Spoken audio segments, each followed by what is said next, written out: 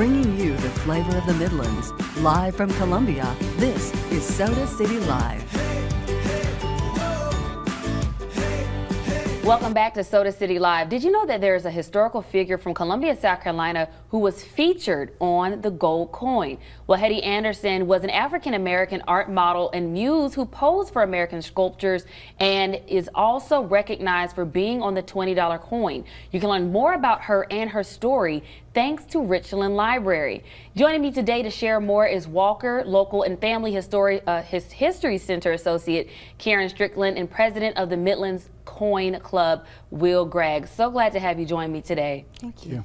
I was so interested to learn about is it Harriet? So her given name is Harriet Okay. Eugenia Anderson. But in historical documents, you may find her listed as Hettie or Hattie. I saw two names and I was confused, so I was like, I wanted to make sure, but I was just so interested to learn about her, especially being a model in a time period where that's unheard of. Yes, this was during the Gilded Age, where a lot of very wealthy individuals spent their money on different things. Hettie she went to school for art. This school educated women as well as men, which I think was a little bit unusual for the time. And her instructors were very famous artists as well, artists and sculptors and painters and whatnot. And she wasn't the first person to be featured on the coin. She was around like the 1800s, 1900s. Miss Liberty, which was somebody else, was featured prior to 1907. But in the early days, Roosevelt wanted to have our coinage look more regal, more a Greek look, more statuesque, and commissioned Augustus St. Gaudens to create the $20 gold piece. And of course, his favorite model was Hettie Anderson. And it's a beautiful coin, and we have a picture, and we actually brought some in today. And let's see, this one's from 1911, and this one looks a lot newer. So that's a metal. That's a metal. So this one's a metal, and this one's the actual coin. Yes, the metal we're actually going to give away tomorrow at the lecture. Awesome. So anybody that attends the lecture, at the end of the lecture, we will give the medals away. The gold coin, of course, we're not giving that one away. No, you can't have that one. And so I want to talk a little bit about the lecture that's happening. You actually have some descendants from her family that's going to be speaking as well. Tell us about that. Well, so far I've located about 8 individuals who are interested, as well as representatives from the Metropolitan Museum of Art and Smithsonian. So we were just really excited that these individuals are coming to hear more about Hettie. That's awesome. Any of the family still live in Columbia area? No, unfortunately not.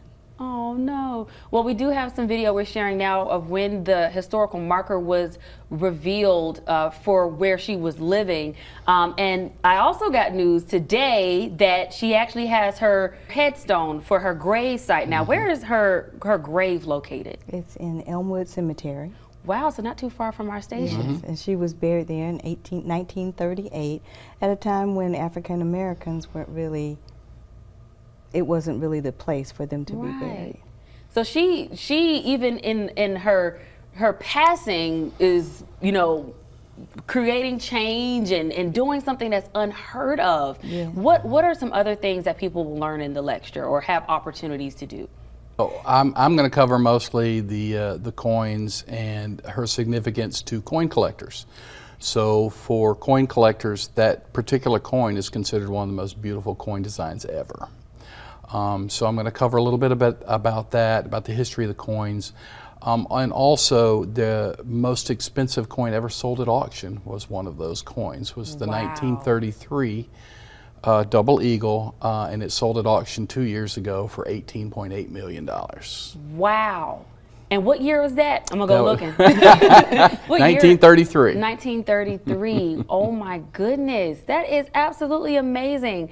And you know, it's so funny to me. There's so many things that, or historical figures that are coming out of the Midlands and coming out of South Carolina that we don't really hear much about. And I really appreciate what you all are doing and partnering with Richland Library to help to continue to tell her story and help her legacy to live on. And we're going to pull those details up about how you can be a part of this lecture that's going to be happening on Thursday. It's going to be at Richland Library, Maine. Again, Thursday, tomorrow, from 6 p.m. until 7 p.m. And the family that's going to be participating, her descendants, they are going to be tuning in virtually. Yes, they'll be by Zoom. Awesome. And then there's also going to be a question and answer component of this as well. At the end of the presentation. At the end of the presentation. Awesome. And what are some of the things that will be covered in this presentation? We'll talk about where she grew in particular in Columbia. We'll talk about how I discovered how she's listed in several records like the city directories. She was deeded this property, which really was her childhood home, back in 1899. Her mother, it was her mother's property. They lived right across the street from the Hebrew Benevolent Cemetery. And in 1899, when she was in New York, she's a young adult at that time, her mother deeded her that property. Oh, wow. So I know that she went to school in New York, and then when she came back, did she pass away here, or did she pass away and then her body was buried? Well, she was buried here. Like, did she move back home? She lived in New York City until her death, 1938. And they shipped her body to Columbia because her grandfather had purchased 12 lots. Wow. In Elmwood Cemetery. So her mother died about 10 years prior to Hettie, and in 1938 she passed, and the rest is history. We have a grave marker. There was nothing there. Wow.